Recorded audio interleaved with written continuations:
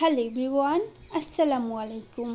আজকে আমি আপনাদের সাথে পাস্তার এমন একটি রেসিপি শেয়ার করব যেটা তৈরি করা খুবই সহজ আর অনেক পুষ্টিকর। আর এইভাবে পাস্তাটা তৈরি করলে বাচ্চারা অনেক মজা করে খাবে। তো চলুন কথা না বাড়িয়ে মূল রেসিপিতে চলে যাই।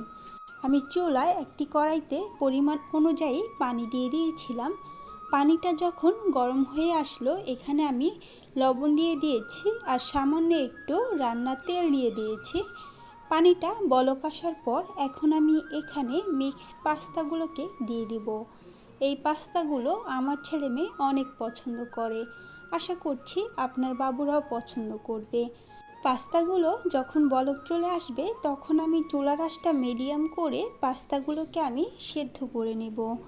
আজকের পাস্তা রান্নায় আমি কোনো রকম সস ব্যবহার করব না, কারণ সস বাচ্চাদের জন্য অনেক ক্ষতিকর।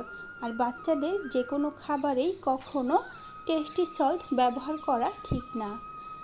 পাস্তাগুলোকে আমি সিদ্ধ করে পানিটাকে ঝরিয়ে নিয়েছিলাম আর ঠান্ডা পানি দিয়ে পাস্তাগুলোকে আমি ধুয়ে নিয়েছি। চুলায় আমি একটি কড়াই বসিয়ে দিয়েছি, সেখানে রান্নার তেল দিয়ে দিয়েছিলাম। এখন দিয়ে দিলাম একটা পেঁয়াজ কুচি আর দিয়ে দিলাম কাঁচামরিচ। মরিচগুলোকে আমি গোল করে কেটে নিয়েছি। এখন এটাকে 2 মিনিটের মতো মিডিয়াম আঁচে ভেজে নেব, যতক্ষণ না পেঁয়াজটা হালকা বাদামি রং হয়ে আসছে। আর আমার বেবিটা যেহেতু হালকা একটু ঝাল খেতে পারে, সেই জন্যই আমি এখানে কাঁচামরিচ ব্যবহার করেছি। আপনারা যদি কাঁচামরিচটা না দিতে চান এটা স্কিপ করতে পারেন। আর টমেটো সসের বদলে এখানে আমি টমেটো ব্যবহার করছি।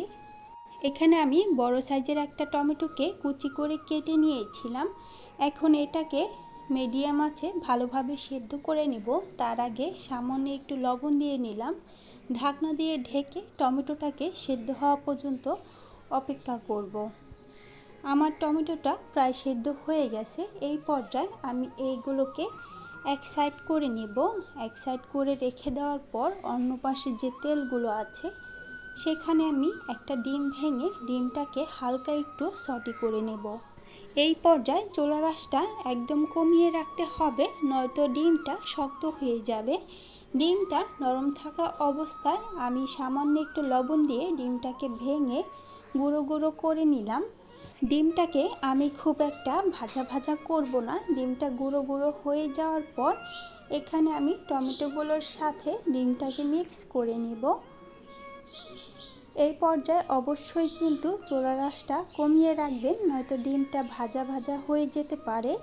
আমি চুলার আঁচটা কমিয়ে রেখেই এই কাজটা করেছি। আর আপনারা চাইলে এই পর্যায়ে এখানে সবজি ব্যবহার করতে পারেন। আমি আজকে কোনো রকম সবজি ব্যবহার করছি না।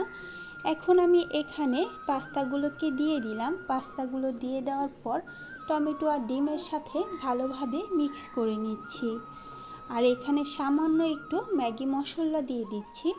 মশলার পরিমাণটা আমি অনেকটাই কমিয়ে দিয়েছি।